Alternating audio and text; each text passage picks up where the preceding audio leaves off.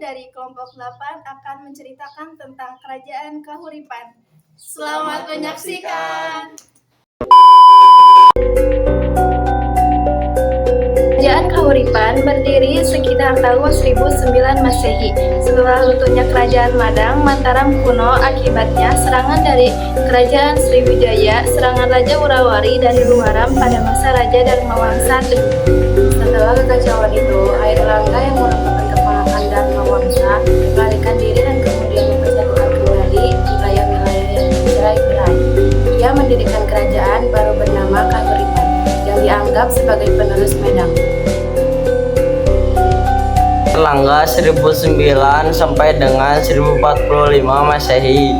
Putra Raja Udayana dari Bali dan Mahendradatta, putri Raja Mahkutawangsa Wardana dari Jawa.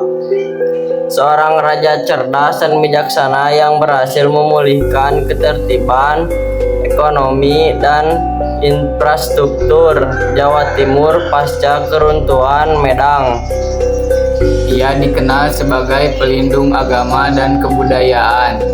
Pada akhir masa pemerintahannya, Airlangga mengundurkan diri dan menjadi petapa dengan nama Resi Gentayu. Sebelum turun tahta, Airlangga membagi wilayah kerajaannya menjadi dua, yaitu 1. Kerajaan Jenggala Kahuripan, kemungkinan diwariskan kepada putra kedua. 2. Kerajaan Panjalu Kediri diwariskan kepada putra lainnya. Tujuan pembagian ini adalah untuk menghindari perebutan tahta, namun justru memicu persaingan antara keduanya di masa depan. Pemerintahan berbentuk kerajaan monarki dipimpin oleh seorang raja yang memiliki kekuasaan absolut, dibantu oleh para raja bawahan, pejabat, dan bangsawan. Wilayah kekuasaan Airlangga luas, meliputi sebagian besar Jawa Timur dan Jawa Tengah. Raja juga bertugas menjaga keamanan dan kesejahteraan rakyat, serta menjadi pelindung agama Hindu dan Buddha. Ekonomi rakyat berkembang pesat karena pemulihan sistem irigasi dan pertanian, perdagangan antar daerah, dan dengan luar negeri seperti India dan Tiongkok.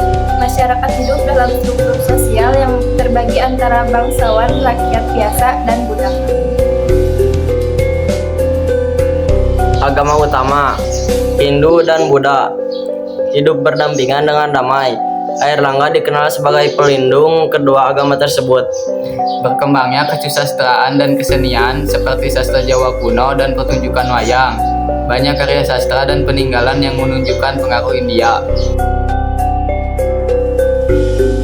Beberapa peninggalan penting dari masa kerajaan Kahuripan antara lain: A. Prasasti Punjangan 1041 Masehi, prasasti penting yang membuat informasi tentang asal-usul Airlangga, keruntuhan Medan, dan pendirian Kahuripan. B. Prasasti Kamagalakiaan dan Prasasti Terep menjelaskan pembagian kekuasaan, pembangunan infrastruktur, dan sistem administrasi pemerintahan. C. Candi Belahan, tempat pemandian dan tempat perabuan Airlangga. Di sana terdapat arca Dewa Wisnu yang menggambarkan Airlangga sebagai penitisan Wisnu. Setelah Airlangga turun tahta dan membagi wilayahnya, kerajaan Kahuripan tidak lagi berdiri sebagai satu kesatuan. Kerajaan ini kemudian berkembang menjadi dua kerajaan baru, Jenggala dan Panjalu Kediri, yang saling bersaing dan berebut supremasi di Pulau Jawa.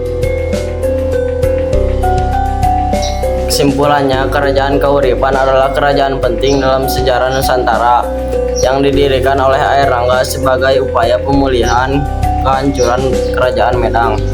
Di bawah kepemimpinan Airlangga, Kahuripan mengalami masa kejayaan dalam bidang politik, ekonomi, dan kebudayaan.